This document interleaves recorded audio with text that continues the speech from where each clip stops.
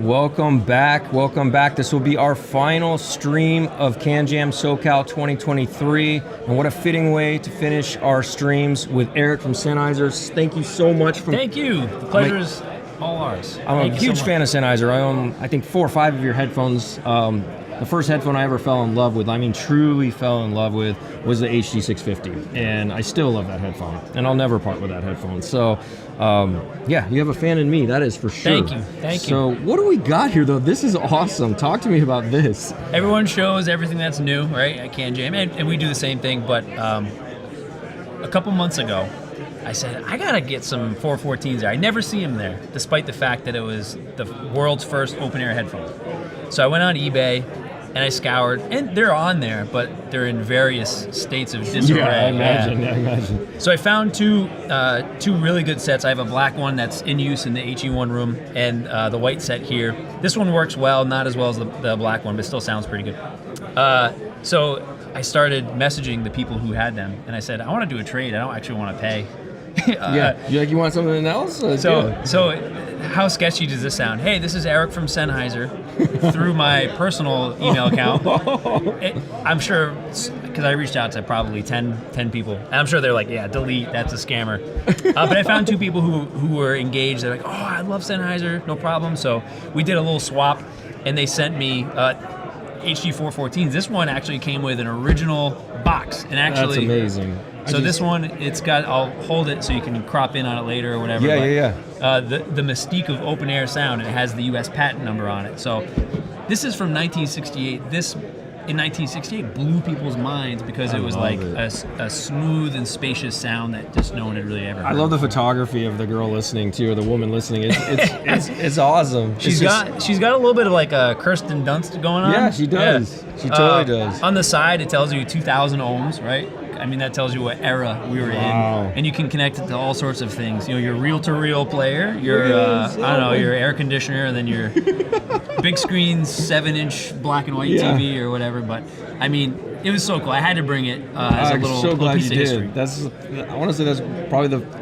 this sounds silly, but this is like one of the coolest things I've seen here, because I like the old school retro stuff and being able to see it. So it's cool. Us audiophiles, we always talk in terms that we hope translate. Oh, this sounds crispy or crunchy. You know, we're like the wine people, you know? Right. I will tell you this. Give it a whiff. Reminds you of an old comic book. Oh, for sure. Yeah. Yep, absolutely. So I'm so glad we found this. If anyone's interested in finding a set, they're on eBay. You just gotta scour to find the one that's working. Yeah. The pads, though, we still sell. And I got them in. This set had no pads, so I just popped on a fresh pair, and they sound great. Wow, how cool. Hey, what's up, the last Rhino? Let's see. Okay, yeah, we can add this to the broadcast and ask this to Eric. So it says, hey, Eric, any news on a new Sennheiser closeback? Jarmo hinted one is coming. Okay, yeah. So Yermo is our product manager. Yermo. He lurks in the forums and contributes. Super smart product manager, and he's got a great ear for what the community wants. The short answer is we're always working on something. And there has been a lot of discussion about, hey, you know, what are some holes that we can fill in the market? So we're looking closely at all of those options. I can't say a whole lot, but man, he showed me some of the pipeline of what's coming up. Really exciting times coming. Very cool. So stay tuned. Stay tuned for sure. Kevin has a question too on, I don't know if you can answer this one or not too, but we'll add it. It says, any updates on the Sennheiser Lego collaboration? So this is from the pro side of the brand. There was a Lego collaboration. If you go on LinkedIn, actually, you'll probably find more about it. There's an MD441, which is it's an iconic dynamic microphone. It looks like a Star Trek proton phaser or something. Phaser, yeah. But they made a Lego version that you can build. It's not an actual microphone, but it's just a cool collector piece. If anyone's on LinkedIn, check there. There's a lot of posts about it. You can Google it. I don't have any other news. I'm not too close to that side of those marketing projects, but it looked pretty cool for sure. Very for certain. I keep saying for sure, and that's our friendly competition down the street. Oh, that's funny. So for certain. What can you talk about that is recently or has been recently released or that is been announced, maybe you want to share with the community? Yeah, we've had a busy year. Yeah, you guys have. And spanning a lot of different categories too.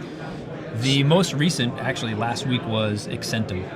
And I think maybe New wireless, right? Yeah. Yep. I think in the past, audiophiles have said, okay, I like Bluetooth headphones, but they'll never match the quality of wired.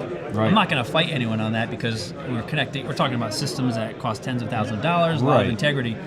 But headphone users are now collectors. I have my headphone for the gym. I have the headphone for work. I have the headphone for when I'm just, chillaxing. I do. Yeah, I do too. Yeah. So we saw a good opportunity to include a lot of the best parts of the Momentum family, Right. And price it down in the market. Very so you can nice. get access to that Sennheiser sound. Full Bluetooth wireless. It comes in black and white right now. Black is the first color that's shipping. But if you feel like give the pads a squish and the headband, those are all components from the Momentum series. Yeah. So you get the Sennheiser experience at a lower price point. Pretty light too. They sound great. Of course, they work with the Smart Control app. I've got my personal preset that I'm a sound designer, so I'm a nerd about the EQs. Smart Control app is great. It's one of the best made apps, I think, for wireless headphones. Our team, thank you very much. Our team has done a really good job in listening to the community feedback, quick with bug fixes, especially after new OS launches or a new version of an OS launches, incorporating new features. For example, Momentum 4 in the past year gained features, and that's pretty rare for a headphone to gain features after the launch with sound personalization and high-res audio mode. So, it's come a long way. Smart Control also works with, I wish I would have brought one, but this isn't totally the crowd. Our new soundbar Mini, which features ambiospatial technology. Sweet. Sounds so good. It's really tough to demo. Well, this especially kind of in this environment, And everybody wants this opposed to this. So maybe in a future show, I think we'll try to rent the suite and show the demo. But that's an ideal setup for like your TV watching experience or in a bedroom with a TV or something like that, so you can really create an optimal sound without having to put all the speakers everywhere in the room. Once you listen with a device that focuses on sound first, and then you go back to your TV speakers, you're like, okay, I'll just use the soundbar. TV speakers are not great, and you can control it with the soundbar too. I'm sorry, with the Smart Control app too, which is great. I can be across the room and activate night mode, which dulls the bass response. And then suddenly it's not thumping on the walls. So, which is important, especially if you got neighbors. Yeah, totally. Yep. I love it. It's a great product. And then in the hearing category. Again, busy year. We've had our over-the-counter hearing aids, which awesome. It's accessibility. It's about getting the support you need for your mild to moderate hearing loss, but harnessing the power of your smartphone to set it up. All the DSP can be controlled and self-guided, so you can buy them at your own pace. If your insurance doesn't cover traditional hearing aids and you find that you don't need to see an audiologist quite yet, it's a perfect stopgap. So that's new. What about if you're just like a spy and you want to like get in and like... We've got a device for that. You're like listening like James Bond or something. I don't know. Like, we actually have a device that's in the spirit of that for hearing conversation. It's called Conversation Clear Plus. We launched it at CES. Wow. I was joking. I didn't know. Yeah, no, that's we cool. really did. And it's what it does is it augments only speech, and it's actually perfect for an environment like this. When it's really hard to sort through all of the clutter of the noise and background, it allows you to hone in on the voice. That's sweet. There are true wireless earbuds, and there's two beam-forming mics. There's two beam-forming mic arrays, one on each earbud, and wherever you point your head, I gotta see how I look when I do that. Oh, that's funny. Wherever you point your head is what it picks up. And in situations like this where there's just so many distractions, it lets you focus on the person you're talking to. It elevates the speech in real time and then cancels the noise in the background. It's like, it's so crazy. Phones are ringing at Sennheiser, government agencies everywhere. What? Well, when you said spy, it resonated because one of the questions we got from the media was, hey, could you listen in on someone else's conversations using the device? The short answer is, if you tried to, but you're going to be like facing the person. It's going to look awkward. Yeah, it's going to be obvious. But for dinner table conversations, for trade shows, it's amazing. That's pretty cool. Yeah, I think actually in this book, really old school book, not in print anymore, the audio glossary, J. Gordon Holt describes that like certain headphones or speakers or audio components of it's called the cocktail effect, and it's like the cocktail party effect. So their ability to separate vocals from the background noise of a cocktail party. It's a pretty neat book, but yeah. That's cool. I didn't know you guys made that. That's very cool. We're exploring the different areas of hearing, and we call it the hearing journey. So we think of the hearing journey as, I'm going to go to HE1 level headphones or HE800S, what have you. But there are a lot of different steps along the way, and as you age too.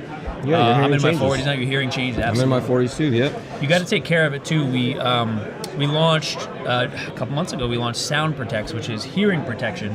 And it's funny to have a device that doesn't play any sound at all, or I say play any sound. It doesn't reproduce, it doesn't aid in that, but it helps preserve your ears so that you can enjoy the stuff we offer. And I think it's really, really important. I always wear hearing protection. If I'm riding my motorcycle, 100% I have hearing protection. When I go to concerts, hearing protection. Because, especially at concerts, man. You can actually hear the music better with hearing protection. You hear it, you do. The most recent show I went to was a Foo Fighters up in Tahoe. And nice. I was so happy that I would have brought them no matter what. But I could actually appreciate the music more. Because I took them out just to see the difference. And I was like, man, that's both loud and also very hard to judge. So I'll have to check out your hearing protection because you already know I'm a fan, so I might have to grab a pair of those from you guys. They have this little swappable membrane on them. They look like these little, almost like Lego caps, and you snap them into the silicone earpiece. And you can choose the level of attenuation. But here's the thing, you know how those foam plugs, you put them in, they expand, and it kind of drowns out everything? It's like rolling off the top, right? Yes, yeah. These don't do that. So imagine a situation where you want to remove the dangerous SPL from reaching your ears, but you still need to be aware of what's going on. It's like turning the volume down on the world. Yeah. Well, on camera, it's this way. It's like turning the volume down on the world. And so people working in workshops, those who go to concerts, even in an environment like this, you can still hear what everyone's saying, but without the cocktail effect. Brilliant. That's brilliant. I love it. Let's see. It says... All right, let me jump and throw this in here so I can see it better. With HE1 being almost 8 years old, we're just starting to see it being demoed a lot more globally. Has there been a jump in sales for it? Short answer is yes, a lot of interest in HE1. Nice downhill push from the pandemic. I think people realized, A, life is short, enjoy it. B, if you're going to be working from home, if you're going to be in your zone, make your zone your zone. And if you love high-end audio, what better way to get your hi-fi fix without disrupting the world around you. So it's a pretty popular option for those who want the best the best sound, but maybe you live in New York City, or here in LA, and you got neighbors, and you can't have that the thumping walls. It's against the association or whatever of the high-end condo you live in or whatever it is. Yeah. That makes sense. But we have, and we're trying to show it more. I think the more people that hear it, the more they believe in what it's and we are capable of. It's a matter of just getting it out there. So, it still sounds incredible, and I still think there's a lot of runway for it. But how do you, in this world that we live in, we're all really busy. How do you just go down to your local shop and demo the HE1? You can't. So we show it now at more shows and more events, and I think as a result, there's more interest in it. Yeah, that's smart. Jude was on with us before from HeadFi, and Jude has one in his office, at the HeadFi office, and he says by far it's still his favorite headphone ever. So fun fact. All right, so this is the biggest CanJam to date. Yep. CanJam SoCal. In 2023. I say because it'll get bigger. Yep. But Jude and I, well, of course he went, but we went to the first ever national meet. It was in Queens, New York. Oh, that's awesome. And there was maybe, 15 tables or something, and most of the attendees were actually bringing their own gear to let other people try. Yeah. And it was so interesting and so fun. All of us kind of jumped in, not knowing totally what was going to happen, what we were going to do, but there was a sense that, hey, people want something more and they want the vendors to be more involved. So we had panels and showed product, all sorts of product.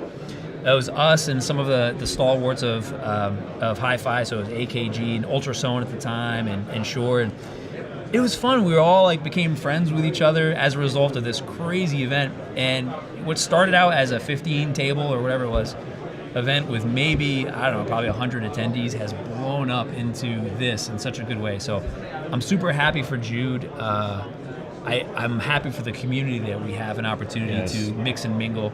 You make friends here. I'm seeing people I saw just a couple months ago at CanJam Chicago. Yep. That's cool. I missed that, especially during the pandemic. Yeah, the pandemic sucked. It was horrible. Yeah, it was awful. So trying gear is great. Seeing, interacting with human beings. No AI, no, amount of social media can replace just mixing and mingling with cool people. One-to-one interaction. I agree. Well said. Okay, it says here. Let me see. So I can read that better. Has Eric ever tried the IE800S, and do you see the IE600 or the IE900 as a successor? That's a great question. I have tried the 800S. I have a set at home. I like the 800S. I think it has a more polite sound. So if you're into a polite sound, it's still a very viable in-ear. What I think has improved with both the 600 and 900, it's more community friendly in that you can snap off the cable, the MMCX connector right at the shell.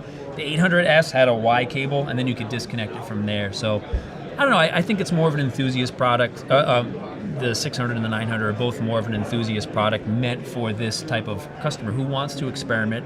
They maybe already have a cable or a cable brand that they really love. As far as voicing goes, man, I would say they're both better than the 800S. I like the voicing on both of the 900 and this. Yeah, they're great. It sounds like a loaded answer, but it isn't. I think they're both a leap above the 800S, although the 800S is still very good. The 600 has that full-bodied sound. It grooves so well, and that's why I think that's a successor in terms of performance to the 800S. The 900 is not only a successor, it has a little bit of lineage to that 800S in terms of the cleanliness of it. It depends on your ears and your personal preference. I know in the forums, there are people who like the 600 more than the 900, despite the fact that it's a different price point. You can go either way, yeah. I say whatever you like is best. They're both a successor, though. I liked them both. I thought and I'm not an in-ear guy. I don't really jive with sticking stuff in my ears, but both of those are also the most comfortable in-ears. The way they fit in the shell is brilliant. It's so well done, and they're so light. And the machine work on them is just gorgeous. The way that, yes, they did a great job. They did. All the components too are, they have a purpose. They look cool, but they do have a purpose. Like the aluminum on the 900, being able to carve in the resonator chamber. Yes. Why didn't I think of that? Well, I know why. I'm not as smart as those other people, but engineers think that stuff up. Yeah, it's brilliant. Yeah. Great question. Thank you for that. Yeah, great. Let's see. There's the button. It says, greetings from Toronto. I need some coffee, actually. Can you send me some from Toronto? I've got Sen 650s. Yeah, me too. Love those. And the Odyssey LCDX. When will Sennheiser make something between the 800 series and the Orpheus? Didn't I tell you? That's going to come up. I knew it. Yeah, we get that. A few people have asked me. I'm like, I don't know. I don't work for Sennheiser. I got that question when what was I getting the other day? I was getting a pen from the front desk, and I got asked that question. It's fine. And actually, I'm always curious too. Hey, the short answer is that we're always working on something. The stuff that we've thrown away and not been able to get off the ground would blow people's minds. But you got to remember, there's always got to be a business case. There's got to be a market for it. Right. The timing's got to be good, and it has to be something that we can all agree internally is a step forward. Right. Yes. That's very important. So yeah, we are looking closely at that space. That's a big gap though between 800 and Orpheus. And if he's referring to HE1, not Orpheus, then it's even bigger gap. There's a massive gap. There's a lot of room. Point, so yeah, we're looking at that space and all the other pockets in between too. And hey, the second we have something we can share with you, we certainly will. It'll be on HeadFi first, I hope. So. Excellent. So stay tuned. All right, so we got about 10 minutes left. So while you guys are thinking of other questions you may want to ask Eric, what do you do for fun when you're not working? Like outside of, obviously we all listen to music for fun and enjoy music, without a doubt. And we can talk about what headphones you love and you own, and then what do you also just do for fun outside of the music? Great question. Thank you. I've got a daughter, so that anyone who's a parent knows that that's... I got a daughter, too. There's most of your time. Oh, my gosh. So much of your time. But it's more fun than anything. Joy. Yep.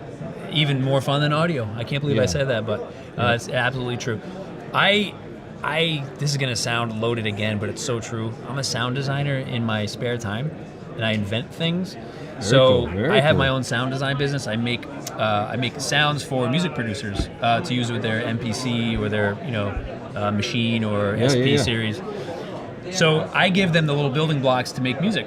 and I have my own business. I've done sound design for games, not like video games, but like board games that have audio components for toys and for music producers. So I love that. I love capturing audio. I go out with my microphones, Sennheiser microphones, and I'm always capturing weird rustle of leaves and running your fingernails across a trapper keeper or something. Right. I love that stuff. So my wife thinks I'm crazy because I'm always headphones doing something with audio. I don't know. That's who I am. That's how I'm wired. You know who does that in such a brilliant way is Yoshi Harakawa. Have you heard his music? Yes. He goes out and just record, and then he sets it all together with like an electronic style beat to it. It's just like there's rhythm. Blows my mind.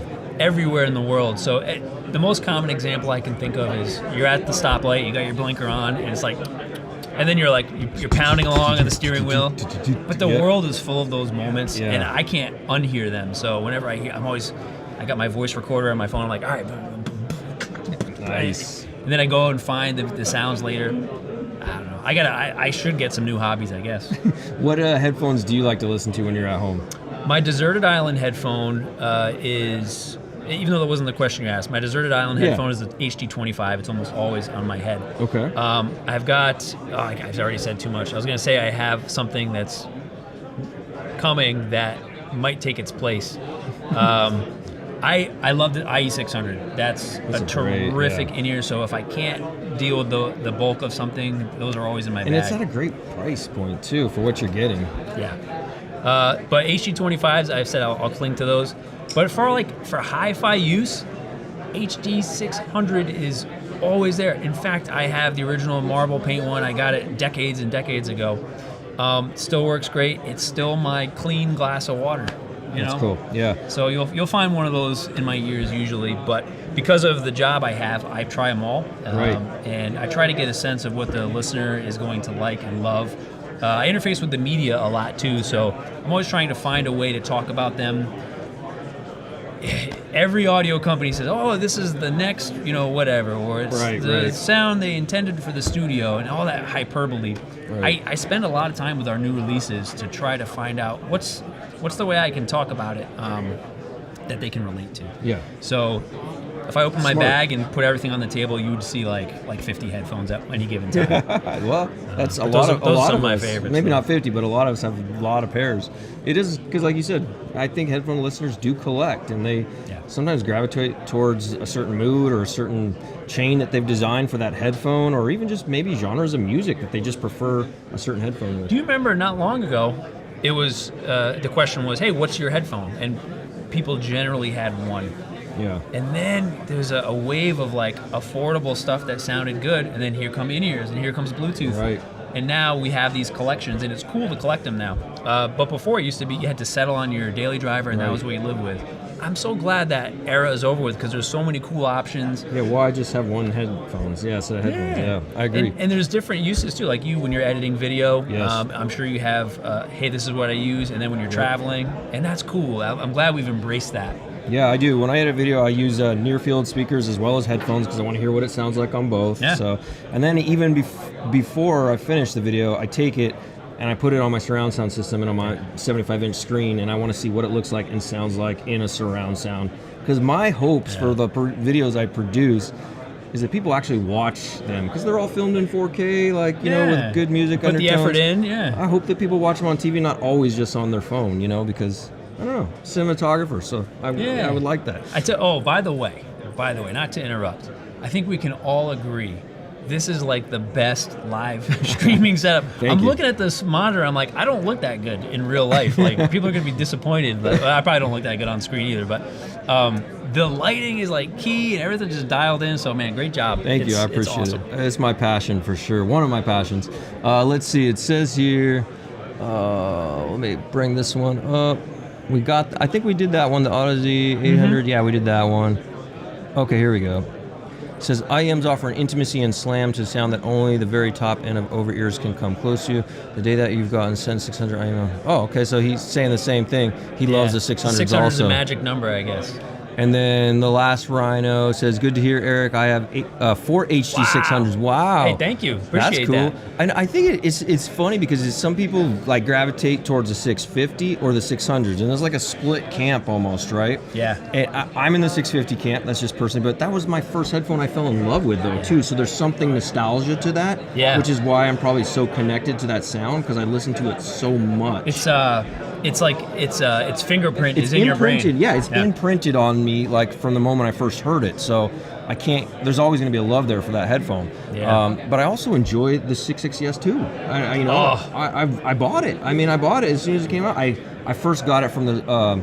You guys sent it for me to demo and check it out, and then after I was like, I'm gonna have to buy this. I mean, damn it, I'm gonna have to buy another headphone. So I really enjoy it. This is my second tour of duty with Sennheiser. I love the brand and the product so much. So I came back about a year ago and I went to Germany, and Yermo said, "Hey, actually, good timing. I have got this new product here I want you to check out, HD660S2." And I'm looking at it going, all right, let's see. I put it on and I'm like, you've got to be kidding me. This is ridiculous. It's so good. Yeah. The punch and the groove. I mean, he listened to the community. The community for years had said, hey, we love the 600, 650, but we're all demanding a little more of this, a little more of that. We all know. A little more bass and that smoothness in the treble. In the soundstage also, too, in the imaging, like, at least from the 650, I think it's stepped up. I mean, the 600 always kind of had that because very, like you said, a clean window, right? Superb imaging. Yeah. But, like, the 660 kind of sits in between by giving you that and that soundstage. You said something that just came into my mind. I love the 660 SU. I love it. But I'm not getting rid of that 600. No. I'll never get rid of it. Still your reference, yeah. Never. Yep, absolutely. You'll have to bury me with it. All right, let's see. Oh, there you go. Awesome. Christopher streaming onto your TV. Nice. Yeah, Thank nice. you for that. That's actually so much easier than it used to be. I remember when you wanted to get something or cast it, it was like, oh, okay, it's not working, the network, you just blah, hit blah, a button blah. now. You said a button. Boom. Yep. So this will probably be the last question, and then we'll wrap up. Curious to see, let me just put up here. Sennheiser has any plans in the future to offer headphones with different transducers other than dynamics? All right. Oh, so interesting question. Yeah, great question. We're a very research-oriented and engineering-oriented brand, as many people know. So we've looked at these different technologies and said, hey, can we do this in a way that, as I said earlier, it is contributing to the greater good? Is it moving the ball down the field? So yeah, we've looked at those things, and Yermo's been pretty upfront about that. But hey, if we're going to do something, it has to be better than what we're currently offering for us. I think that's a smart way to do it, though. You don't want to just put something out to put it out. You want to make an incremental step forward. Yeah. And for those who have been following the brand for at least a couple years, you know that we tend to build a platform and then have many missions off of that platform. And the 500 series, the 600 series, the 800 series, now the IE series are all a good demonstration of that. We say, all right, let's invest a lot into the platform, and then let's keep pushing, let's keep nudging things forward in meaningful ways. So, short answer is yes, we do look at those things. We've invested a lot, though, in a lot of the dynamic technology and electrostatic technology. And we still have, I think we're still at the tip of the iceberg with some of this stuff, but yeah, if something compelling comes along, we'll always look into it. And the geniuses over there, I'm telling you, they are so effing smart, are finding new ways to do things with, they're resourceful, and doing things with the dynamic platform. So you'll see more dynamics to come from us is the short answer. But yeah, we're always keeping an eye out for what else is out there. Excellent. And then last Rhino is 300 ohm impedance for the 660S2. I put it in that chat just in case you didn't see it. And then Eduardo says that I guess DMS was asking, he would like, oh, that's right, I remember hearing that. He would love to have an aluminum chassis, like 600 series headphone. Yep. Any chance, possibility, dream of that, maybe? I can't answer that. Yeah, he mentioned that to me. So if anyone's If you haven't seen the stolen HE1 video from DMS, please go check it out. It's so good. It's such an epic story. When we were filming that, he dropped that idea to me. I think it's a great idea, but that's not my decision to make. A little higher on the totem Food pole. chain, yeah, exactly. I get it. But yeah, it's a cool idea. Well, that's about all the time we have left. We're just a minute over. So once again, thank you so much. Oh, thank you. That was Appreciate it. awesome. Yeah, great job in getting all the brands involved and having a killer. I mean, we're spoiled. Now the bar is up here, so it's fun for me. I love this, and I want to thank all of you guys for tuning in for the last 2 days. This will be the last stream for CanJam 2023 SoCal. Stay tuned. If you haven't subscribed to our channel, please subscribe, and share it with anybody that you think might appreciate the content that we put out. And drop comments on the videos. If you're watching these videos after the fact, we'll be engaging there and have the conversations there, and of course on HeadFi. So as if you didn't know, this is the man right here, the man. Thank you, man. Thank you. So with that, you guys have a wonderful rest of your weekend, and we'll see you next time. Stay tuned.